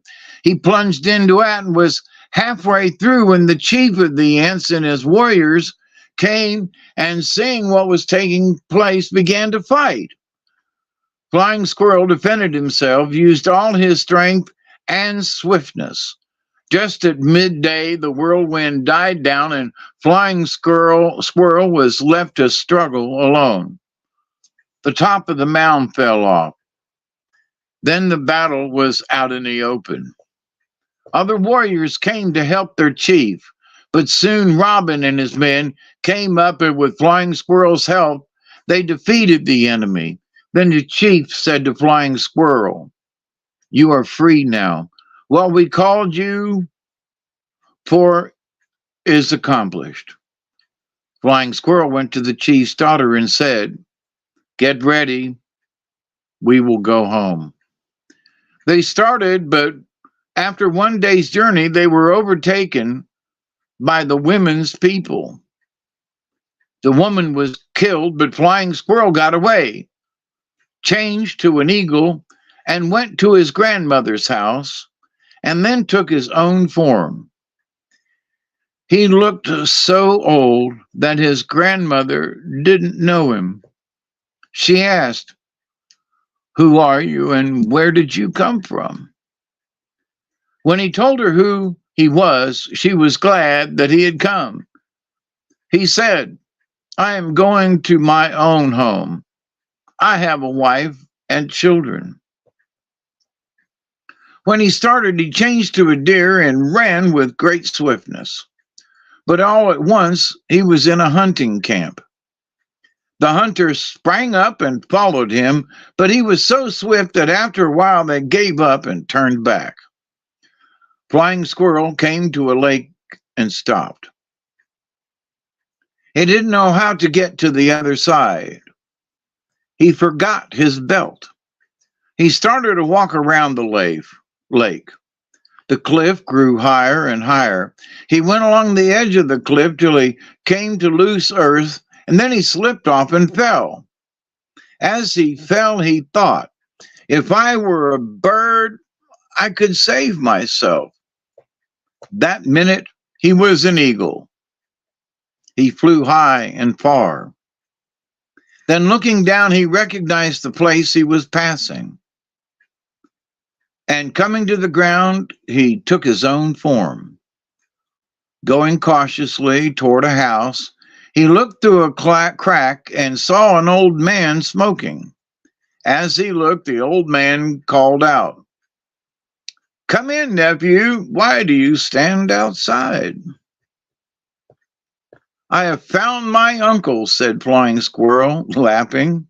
"I will go in and see what he wants." "You've been gone a long time," said the old man. "Now we will play ball." "That is the game I amuse myself with," said Flying Squirrel. The old man's ball was a head. The clubs were sticks split at the end and tied apart with bark strings. They put their clubs against the head. It went flying toward the old man's inning. Both ran after it. Flying Squirrel got the ball and, hitting it a blow with the butt of his club, said, "You don't know how to play ball." The ball went to the Flying Squirrel's inning and he won the game. The old man begged for a few puffs of smoke. "You'll not get them," said Flying Squirrel. "I would not have asked for them if you had won," and he cut off the old man's head. Flying Squirrel traveled on till he heard voices. Then, hiding behind a stump, he listened. A woman said, "My husband must be dead. If he were alive, he would come home." A second woman said, "Don't cry. My son wants you for a wife." "I think your husband has another wife." Flying Squirrel made himself invisible and followed the woman. He heard the younger one promise to marry the older one's son. Then the two parted. The younger woman was Flying Squirrel's wife. Flying Squirrel entered the house with his wife. While she and the children were eating, he made a noise. When she turned to see what caused the noise, he caught up a piece of meat and threw it at her. She thought her daughter threw the meat, and catching up a club, she began to beat the girl. Then Flying Squirrel took his own form and asked, "Why do you beat the children?" "I threw the meat." The woman was frightened and promised never to strike the children again. Right away, she sent her daughter to tell the old woman that Flying Squirrel had come home. Now, Flying Squirrel and his wife settled down in peace. Flying Squirrel had the belt given him by the red-haired man, so he always had great power. and the food was never lacking in his house.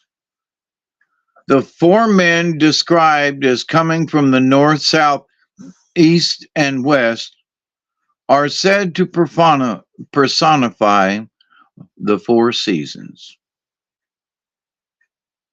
The end. How about that for a story? That was quite the story, all right. Hot diggity. But you know, it was interesting, but they still had to be chopping folks' heads off. I mean, like, there goes another one. You know, doggone it. Can we get a story without no heads being chopped off? You know? I know. That's the thing. Every time you turn around, and then he played the game and he chopped the head off. And there goes another one. They got to beat each other. You know, it's like, I burnt the house down.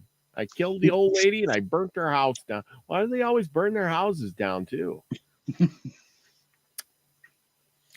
You'll never guess what. What do we got? Eagle? Squirrel. Squirrel. Oh.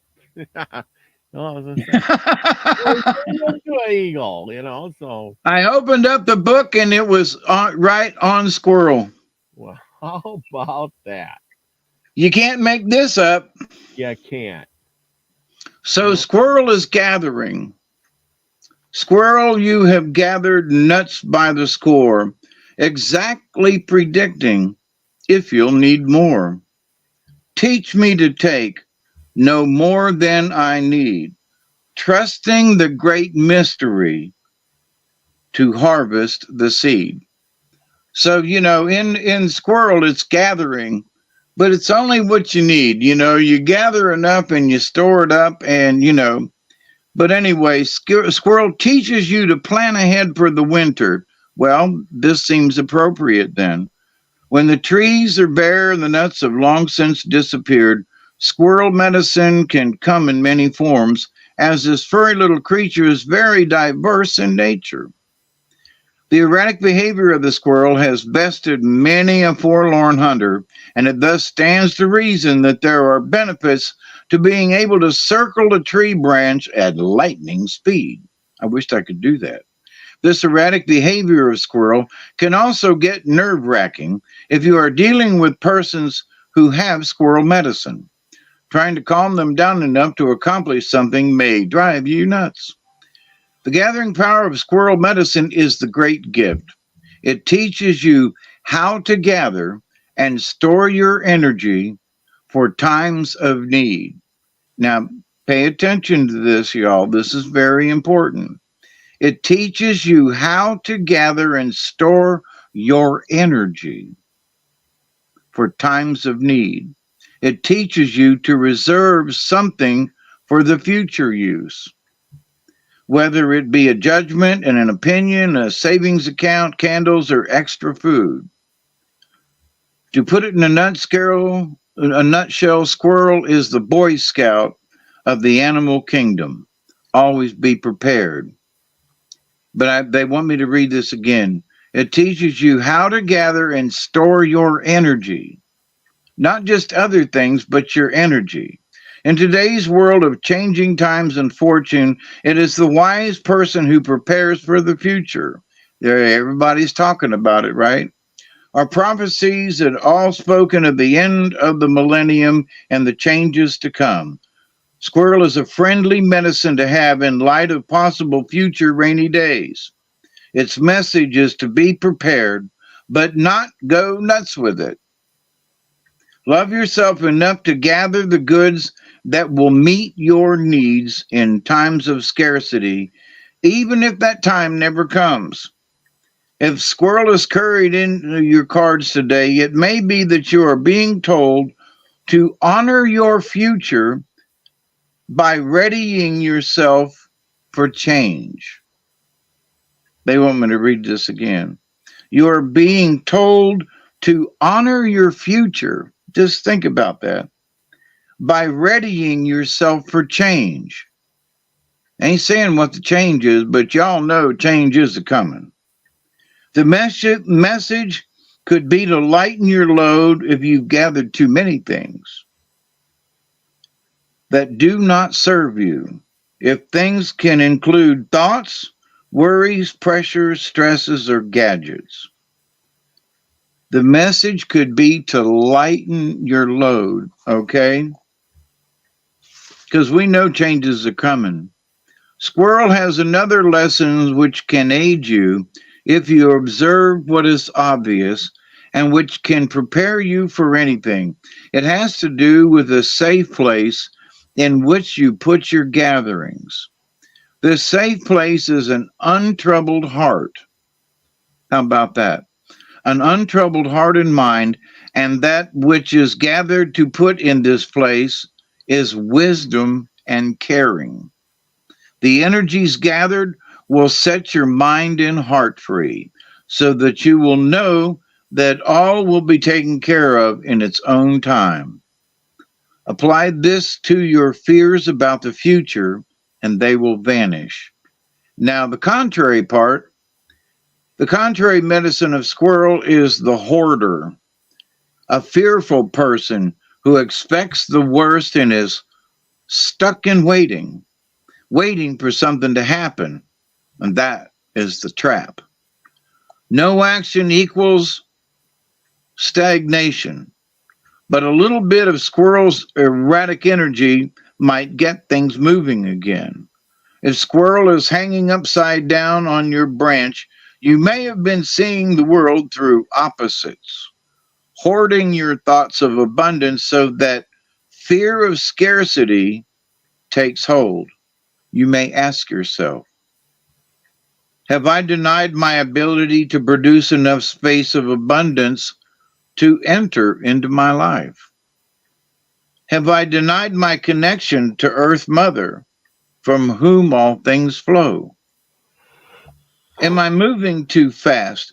Have I taken on the erratic nature of squirrel without having any focus? Am I leaking my energy on worry instead of gathering power through being prepared? So that's the message of squirrel. And having read about the the flying squirrel and this being fall, and it is time to gather, things for the winter. So I guess, the spirit always talks through things. There are no coincidences. I can't believe the page opened up to squirrel. Mm-hmm. Well, I guess y'all can believe it because it happens about every time. I did not plan this. That's right. But I do think spirit planned it for us. It happens. Yeah. Oh, I believe it. I believe it. Ah, yeah. Lady Spitfire says, I love those medicine cards. There you go. All right. So I hope those stories did something, and the squirrel card. And I want to say happy Thanksgiving to y'all. We're almost there. And remember to say a prayer for Native American folks that they will forgive us. I'm a quarter Cherokee, so some of my relatives are probably rolling over in their grave. Mm-hmm. Yep. Make it a good Thanksgiving. Who knows what the world has in store for all of us, but be thankful what you got right now. Remember the best things in life, your health, your wisdom, the good friends around you, right? The best things in life is a good sweet tater pie. There you go. I'm hoping to get some good taters myself. Maybe I'll probably still be cooking food here and yeah. But anyway, I'm going to cook myself a nice dinner for Thanksgiving. Yeah, I don't know what I'm going to have, but I got tomorrow off. I'm going to take it easy and pack a bunch of stuff and get ready to do some moving. And by next week, you'll be seeing my new house. So there you go. Ain't that nice? But cool beans. Yep. Enjoy Thanksgiving, everybody. Remember that, Your life doesn't consist of all those things around you. We're only, renting this meat suit body for a little while, and then we move on. But what you can gain is all the memories and good times, and be thankful for that. So, with that, everyone, go out, be the frequency you want to receive, everyone. Love you all. Peace, everybody. Cheers.